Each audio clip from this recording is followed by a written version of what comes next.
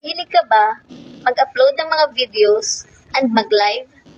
May ituturo ako sa inyo kung paano maiiwasan yung prone ng distractions and violations. Una, punta muna tayo sa ating Facebook. Dito sa profile, punta tayo sa dashboard.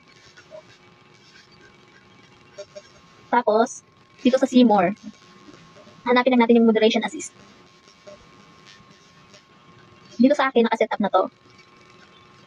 Kaya kayo, subukan nyo mag-set up. Para kapag nagla-live kayo, maiwasan yung ma-restrict sa mga violations. Tapos, back lang natin. Punta tayo sa live. Dito sa live, syempre, open lang natin yung stars.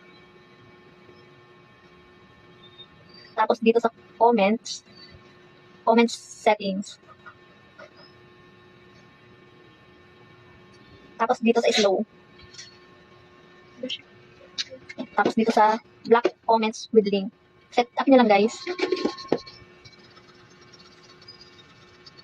1 minute lang kasi to.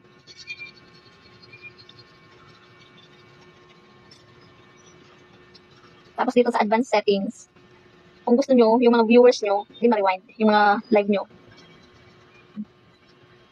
Yun lang.